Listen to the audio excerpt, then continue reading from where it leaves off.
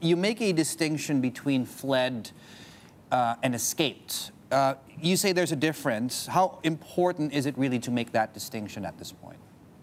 Well, I think which term you use it sort of reflects which of the two competing narratives you take as your starting point. And I think that, there's the one narrative is that Ghosn was the victim of a Japanese government-supported palace coup that saw him arrested for, trumped-up charges and then detained and denied access with his family.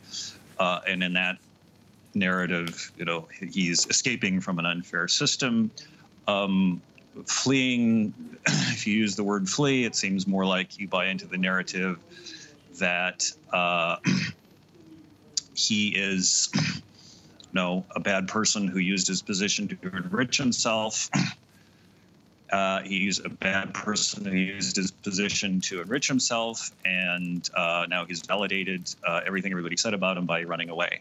So a trial is where you're supposed to have those two narratives sort of compete, and I think we'll see those two narratives continue in parallel for quite some time. If you were his defense lawyer, though, and just knowing as well how good the prosecutors are in Japan and just the success rate there, would you have advised him to do what he did? No, because as a lawyer, I couldn't. Okay, I guess the question there would be then: do you think it's accurate to describe then the legal system in Japan in the same way that he did, that he would basically get an unfair trial?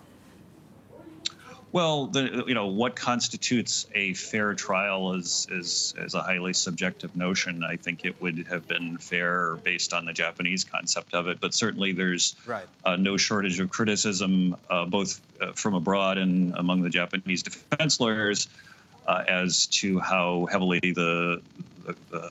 the deck is stacked against defendants who persist in asserting their innocence. And in fact, there's a whole system for effectively punishing people more for doing that through the detention system, through the denial of contact with family, if you actually do assert your innocence rather than acknowledging some sort of wrongdoing, in which case your treatment often gets better.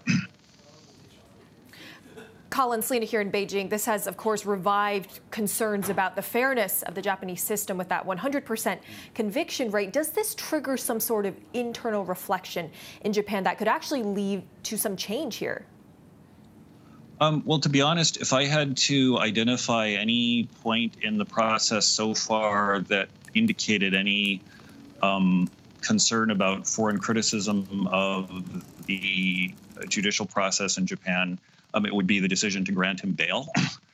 That has now been validated as a terrible mistake from the Japanese perspective, I assume. So I would actually expect the system insiders to double down on really sort of ignoring those types of criticisms.